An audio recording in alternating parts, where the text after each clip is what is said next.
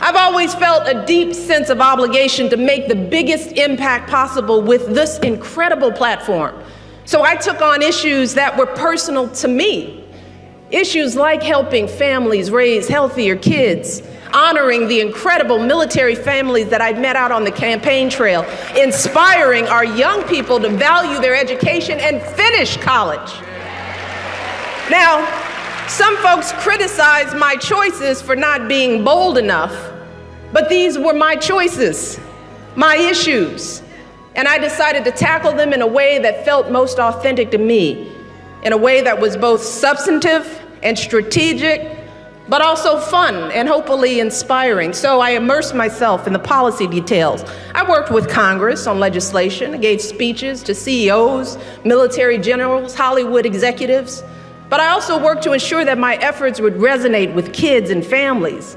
And that meant doing things in a creative and unconventional way.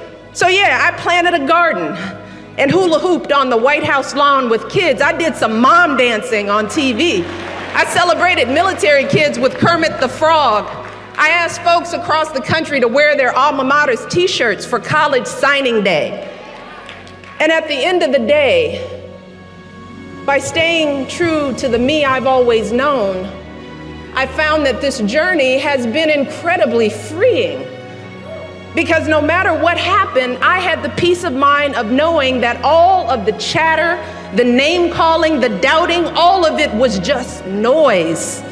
It did not define me. It didn't change who I was. And most importantly, it couldn't hold me back. I have learned that as long as I hold fast to my beliefs and values and follow my own moral compass, then the only expectations I need to live up to are my own. We want our children and all children in this nation to know that the only limit to the height of your achievements is the reach of your dreams and your willingness to work hard for them. And as our friendship grew, and I learned more about Barack, he introduced me to the work that he'd done when he first moved to Chicago after college.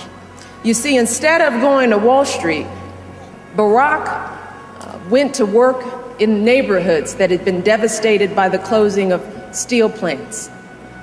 Jobs dried up, and Barack was invited back to speak to people from those neighborhoods about how to rebuild their community.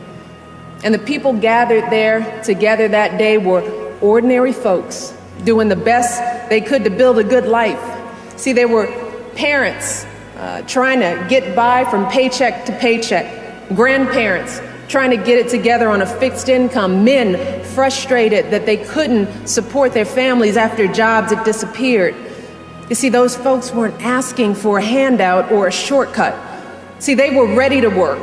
They wanted to contribute. They believed, like you and I believe, that America should be a place where you can make it if you try.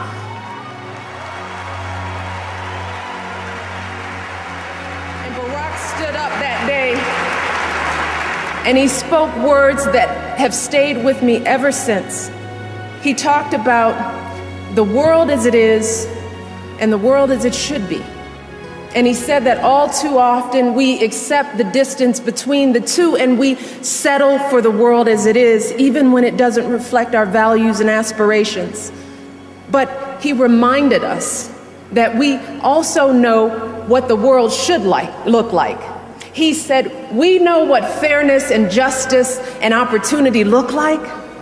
And he urged us to believe in ourselves, to find the strength within ourselves to strive for the world as it should be. And isn't that the great American story?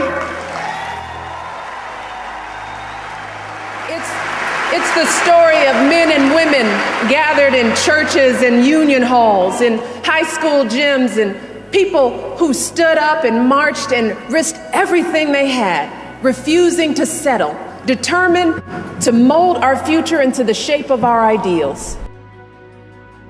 When you are struggling and you start thinking about giving up, I want you to remember something that my husband and I have talked about since we first started this journey nearly a decade ago. Something that has carried us through every moment in this White House, in every moment of our lives. And that is the power of hope. The belief that something better is always possible if you're willing to work for it and fight for it. It is our fundamental belief in the power of hope that has allowed us to rise above the voices of doubt and division, of anger and fear that we have faced in our own lives and in the life of this country. Our hope that if we work hard enough and believe in ourselves, then we can be whatever we dream, regardless of the limitations that others may place on us. The hope that when people see us for who we truly are, maybe, just maybe, they too will be inspired to rise to their best possible selves. Shoot, it's the hope of my folks like my dad, who got up every day, do his job at the city water plant. The hope that one day his kids would go to college and have opportunities he never dreamed of. That's the kind of hope that every single one of us, politicians, parents, preachers, all of us, need to be providing for our young people. Because that is what moves this country forward every single day. Our hope for the future and the hard work that hope inspires. We want our young people to know that they matter, that they belong. So don't be afraid.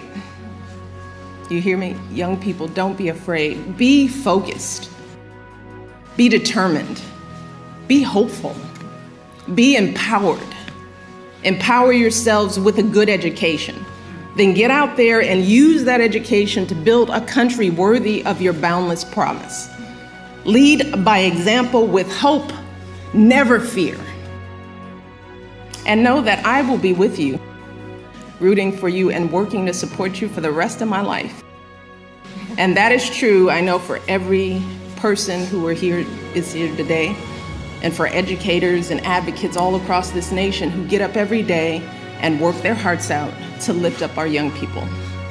And I am so grateful to all of you for your passion and your dedication and all the hard work on behalf of our next generation. And I can think of no better way to end my time as First Lady than celebrating with all of you.